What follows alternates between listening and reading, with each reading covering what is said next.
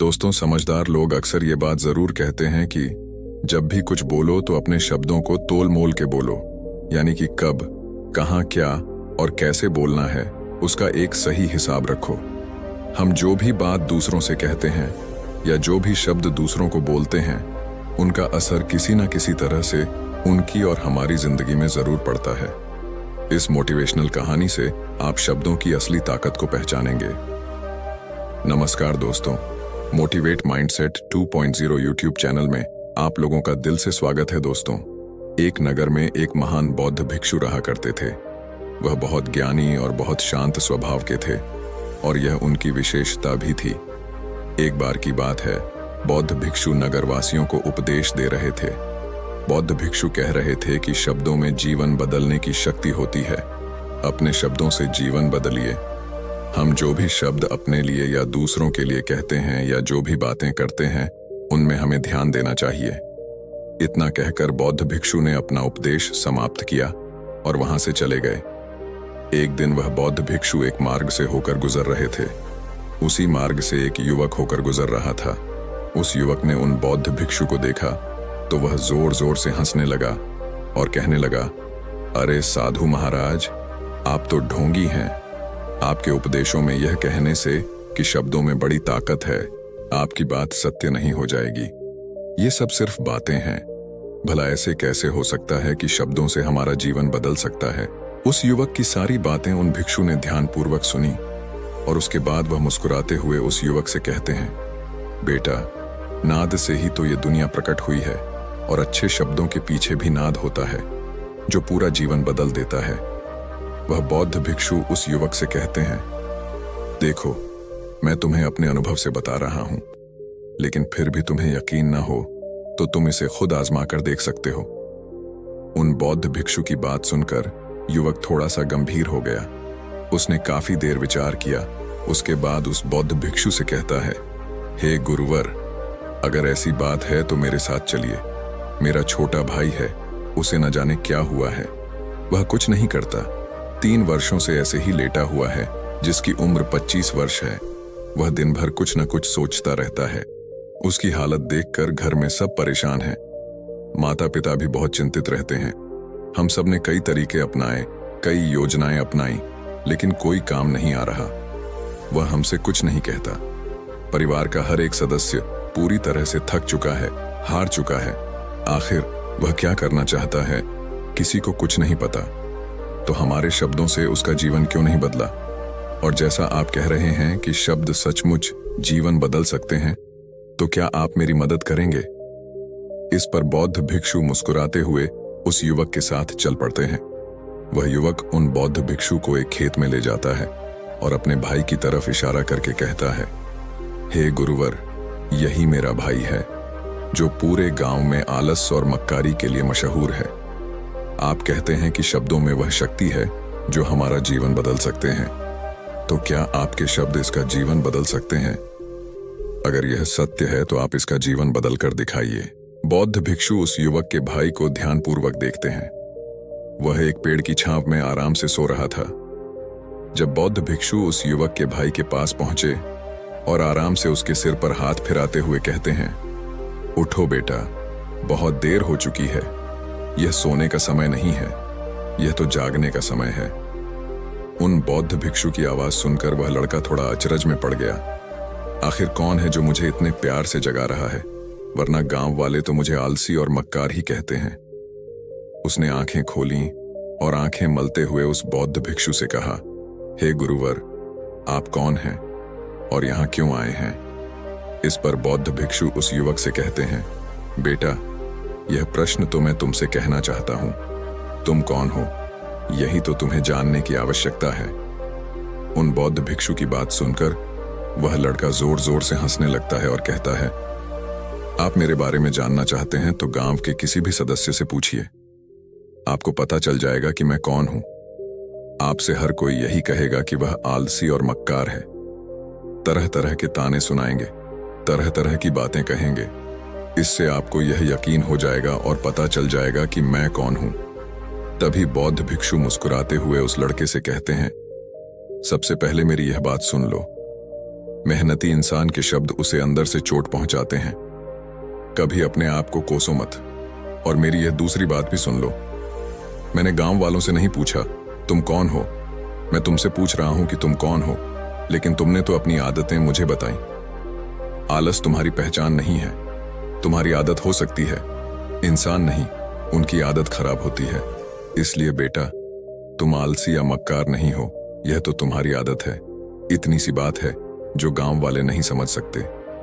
ये सारी बातें सुनकर लड़का थोड़ा सा आश्चर्यचकित रह गया, क्योंकि गांव वाले हमेशा उसे आलसी और मक्कार कहते हैं और तरह तरह के ताने ही सुनाया करते थे।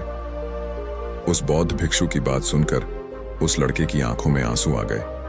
वह तुरंत ही दोनों हाथ जोड़कर बौद्ध भिक्षु के चरणों में गिर गया और उनसे कहने लगा, आप सत्य कहते हैं, यह मेरी आदत ही है जिससे मैं बहुत परेशान हूं। मेरी लाख कोशिश के बाद भी मैं इसे बदल नहीं पा रहा हूं। कुछ भी कार्य करने की कोशिश करता हूं तो मेरा ध्यान इधर उधर की बातें सोचने में लग जाता है और मैं परेशान हो जाता हूं और इस दर्द को दूर करने के लिए सो जाता हूं। इन आदतों को बदल नहीं पा रहा हूं। जब भी मैं किताब पढ़ने की कोशिश करता हूं तो मुझे नींद आने लगती है। मन में एक अजीब सा दर्द होने लगता है। ऐसा लगता है कि मेरा जीवन यूं ही व्यर्थ जा रहा है। और जब मैं इस दर्द को बर्दाश्त नहीं कर पाता तो मैं सो जाता हूं ताकि जब मैं उठूं तो दर्द महसूस न हो। अब यह भी यकीन हो चुका है कि मैं इन आदतों से नहीं निकल सकता। ये आदतें मुझे नहीं छोड़ने वाली। इस पर बौद्ध भिक्षु उस लड़के से कहते हैं, बेटा, यदि तुम इस आलस की आदत को छोड़ना चाहते हो तो मैं तुम्हें एक सही उपाय बता सकता हूं, लेकिन उसके लिए कल सुबह तुम मुझसे आकर मिलना, तभी मैं तुम्हें वह तरीका बताऊंगा। इतना कहकर बौद्ध भिक्षु वहां से चले गए। बौद्ध भिक्षु की सारी बातें उस लड़के के कानों में गूंज रही थीं। वह समझ नहीं पा रहा था कि बौद्ध भिक्षु ऐसा क्या उपाय बताएंगे जिससे उसके जीवन से आलस्य हमेशा के लिए खत्म हो जाएगा। देखते ही देखते रात हो गई। रात भर वह बिस्तर पर करवटें लेता रहा और उन बौद्ध भिक्षु की बातों के बारे में सोचता रहा और सुबह हो गई। सुबह होते ही वह लड़का बौद्ध भिक्षु के पास जा पहुंचा और उनको प्रणाम करके कहता है, हे गुरुवर, जैसा कि आपने कहा था, लीजिए मैं आ गया। अब मुझे वह मार्ग बताकर दीजिए जिससे मैं अपने जीवन से इस आलस्य को निकाल सकता हूं। तभी बौद्ध भिक्षु उस लड़के से कहते हैं, जब भी तुम किसी दुविधा में हो या निर्णय न ले पा रहे हो, तुम्हारे मन में तरह तरह के प्रश्न उठ रहे हो कि मैं क्या करूं, कैसे करूं, यह सब कैसे होगा, तब तुम वास्तव में अपने अतीत से सोच रहे हो कि पिछली बार तुम्हारे ऐसा करने पर क्या हुआ था या अतीत में लोगों ने तुमसे क्या कहा था। तो आज से कभी भी अपने अतीत से नहीं बल्कि भविष्य से सोचो। इस पर लड़का कहता है, भविष्य से वह भला कैसे। तभी बौद्ध भिक्षु उस लड़के से कहते हैं, मान लो तुम्हारे पास किसी चीज की कमी नहीं है, तुम्हारे पास वह सारी सुख सुविधा है जो तुम चाहते हो, तो अब बताओ तुम अपना जीवन कैसे व्यतीत करोगे। उन बौद्ध भिक्षु की बातें सुनकर वह लड़का सोच में पड़ गया, क्योंकि वह लोगों की आज तक ताने ही सुनता आ रहा है। किसी ने उससे ऐसे बात नहीं की और वह गुरुवर उससे उसके आने वाले भविष्य के बारे में बात कर रहे थे। उन बौद्ध भिक्षु की बातें सुनकर वह लड़का स्वयं से प्रश्न करने लग गया, यदि मेरे पास सब कुछ होगा, धन की कमी नहीं होगी, तो मैं अपना जीवन कैसे व्यतीत करूंगा। कुछ देर सोच विचार करने के बाद वह बौद्ध भिक्षु से कहता है, गुरुवर, मैं यह दुनिया घूमना चाहूंगा, पहाड़ों पर चढ़ना चाहूंगा, समुद्र की रेत पर चलना चाहूंगा और मैं एक बहुत बड़ा व्यापारी बनना चाहूंगा। तभी अचानक उसका ध्यान टूट गया और वह गुरुवर से कहता है, पर यह कैसे संभव होगा, मेरे मात्र सोच लेने से ये सब पूरा नहीं होने वाला। ऐसा कहते ही अतीत में बीती हुई सारी घटनाएं उसकी आंखों के सामने से गुजरने लगीं और वह एक बार फिर से निराश होने लगा। अब यह सोचने लगा कि मेरे पास तो पैसे ही नहीं हैं, तो मैं भला व्यापार कैसे कर सकता हूं, और ना मेरे पास कोई व्यापार करने का अनुभव है। इस पर बौद्ध भिक्षु उस लड़के से कहते हैं, हर रात अपना लक्ष्य कागज पर लिखो और उसे अगली सुबह पूरा करने की पूरी कोशिश करो। जो भी कार्य तुमने लिखा हो उसे उसी दिन पूरा करने की हर मुमकिन कोशिश करो। इस पर लड़का कहता है, ठीक है, आप सही कह रहे हैं, लेकिन जब मैं सोचने लगता हूं तो बहुत बेचैन हो जाता हूं। तरह तरह के विचार मन में उठने लगते हैं और विचारों को शांत करने के लिए मैं सो जाता हूं ताकि वे विचार मुझे परेशान न करें। इस समस्या का समाधान करते हुए वे बौद्ध भिक्षु उस लड़के से कहते हैं, बेटा, अंतर्मन की चाल को पकड़ो और शब्दों की मदद से नया भविष्य बनाओ।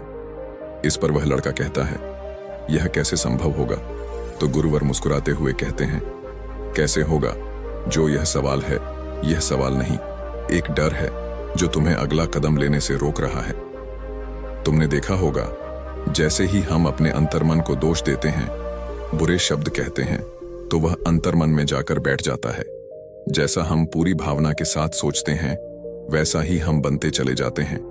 तो तुम अपने मन को नए संदेश दो कि मैं अपनी कमजोरी को दूर करता हूं, चिंता को ध्यान में बदलता हूं, मैं उत्साह और ऊर्जा से भरा हुआ हूं, लगातार अपने लक्ष्य को पूरा कर रहा हूं। तो तुम दृढ़ निश्चय से किसी कार्य को करोगे तो वह अवश्य पूरा होगा। इतना कहकर बौद्ध भिक्षु ने कहा, अभी तो इस गांव से जा रहा हूं, बाद में आकर तुमसे मिलता हूं। ऐसा कहकर वह वहां से चला जाता है।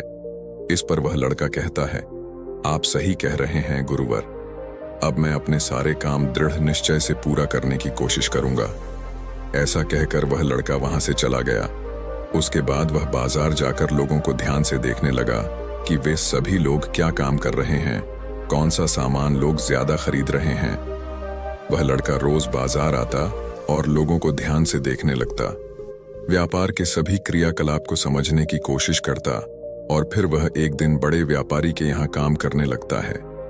धीरे धीरे मसाले के व्यापार की पूरी जानकारी लेने के बाद वह लड़का एक बहुत बड़ा व्यापारी बन जाता है। इस प्रकार दोस्तों, सही शब्दों का प्रयोग करके और दृढ़ निश्चय से हम अपने जीवन में परिवर्तन ला सकते हैं और अपने लक्ष्यों को प्राप्त कर सकते हैं। तो दोस्तों, कैसी लगी आपको यह कहानी? उम्मीद करते हैं अच्छी लगी हो। आपने इस कहानी से क्या सीखा, हमें कमेंट करके जरूर बताइएगा। और दोस्तों, वीडियो को लाइक करके चैनल को सब्सक्राइब जरूर से कर लीजिएगा, क्योंकि इसी तरह की प्रेरणादायक कहानी आपको हमारे चैनल पर देखने को मिलती रहेगी।